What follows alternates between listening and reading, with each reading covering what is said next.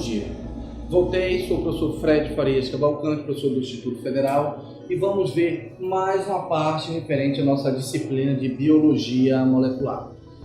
Uma das questões mais importantes da Biologia Molecular é o futuro professor biólogo saber fazer a distinção correta, pelo menos as principais características entre DNA e RNA, que acaba gerando uma confusão muito grande. Sendo assim, eu vou ter aqui um quadro bem simples, tá? Então vamos ter, DNA, RNA. Tudo que tem daqui para cá é referente a DNA, tudo que tem daqui para cá vai ser referente ao RNA. Então vamos ver as principais características que envolvem esses dois ácidos nucleicos, tá certo? Primeiro, quando eu falo DNA, eu tenho fita dupla, ou seja, dois filamentos formados por nucleotídeos entrelaçados, formando uma dupla hélice. Por outro lado, quando eu falo do RNA, o RNA ele vai ter apenas um filamento. Apenas um filamento. Então a primeira característica de você botar o olho em cima da figura e perceber se é DNA ou RNA vai ser justamente a quantidade de filamento que você está observando. Se tiver dois filamentos, DNA. Se tiver apenas um filamento, RNA. Beleza? Tranquilo.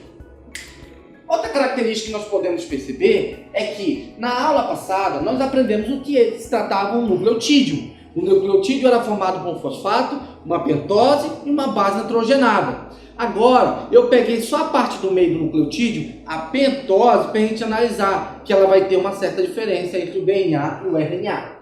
Perceba que no RNA eu tenho uma pentose que recebe o nome de ribose, tá certo?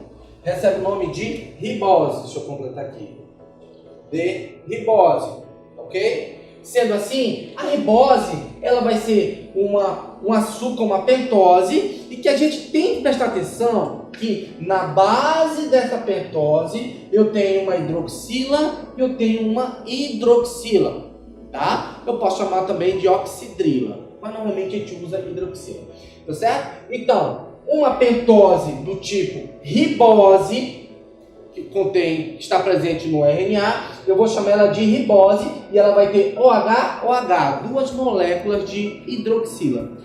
Por outro lado, quando eu analiso a pentose extraída de uma molécula de DNA, olha só, existe uma pequena diferença. Aqui eu tenho uma hidroxila igual aqui, mas aqui eu não tenho OH.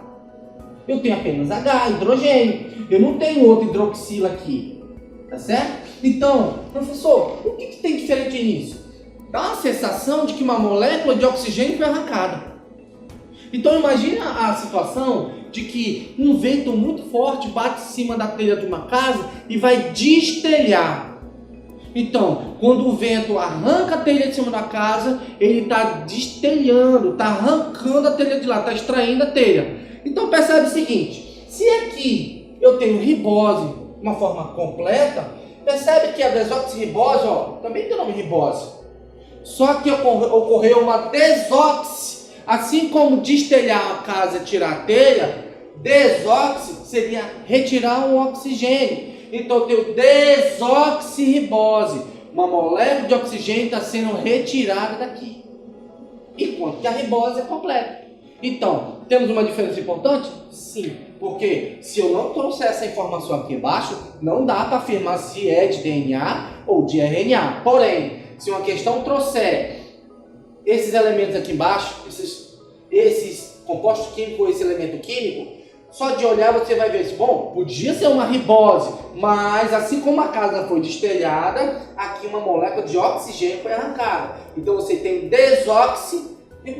É como se fosse uma ribose com uma molécula de oxigênio a menos.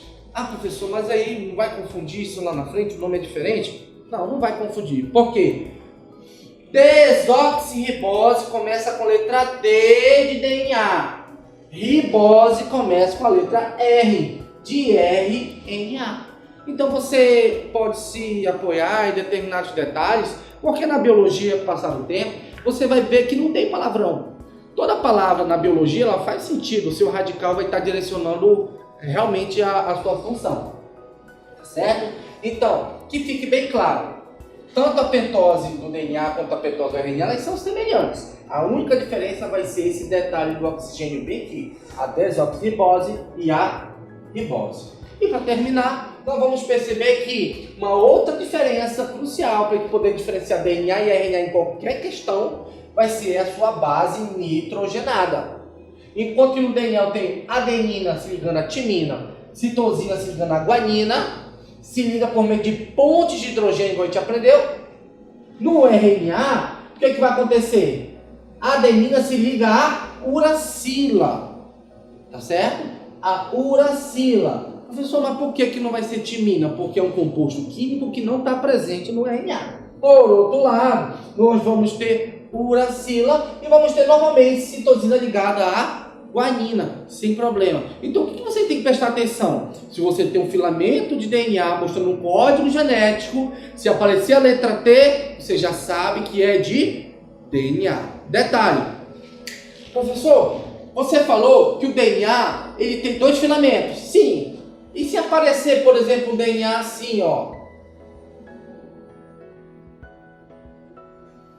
E aí? Como é que eu vou saber se isso é um DNA ou RNA?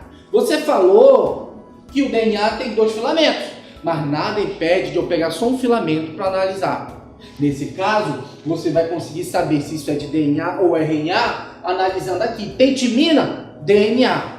Se aparecer uracila, RNA. Se aparecer os 2, não pode. Qualquer questão de concurso vestibular vai ser anulada no caso desse. Então, se a ferramenta que você tem à sua frente, aquilo que você está analisando, uma molécula, se ela conter uracila, você sabe que é de RNA. Se aparecer a letra T de timina, provavelmente vai ser um dos 2 filamentos de DNA que está exposto a você. E a partir desse filamento DNA, nós vamos poder fazer uma replicação, que seria a duplicação do DNA, que vamos ver nas outras aulas. Podemos fazer uma transcrição, que é quando o DNA produz a molécula de RNA para depois ocorrer a tradução, que é a síntese proteica, a produção de proteína. A gente vai ver nas outras aulas. Mas que fique bem claro, aqui eu tenho diferenças cruciais. O que é interessante, futuramente, você docente, lecionando e tal, vai ter aquele aluno que vai querer fazer um vestibular, vai ter aquele aluno que vai querer fazer concurso. Fique sabendo, tá? Até por experiência própria. Qualquer concurso, normalmente, quando se pede características de algo, diferença de algo, eles nunca pedem 4 características ou 2 características, normalmente são 3 características. E aqui nós já temos essa quantidade suficiente para que ocorra um êxito lá na frente. Tá certo, pessoal? Então, espero que meus vídeos estejam sendo bem simples, bem claros para você, tá? Espero vocês no ambiente virtual para tirar as dúvidas. Valeu, obrigado.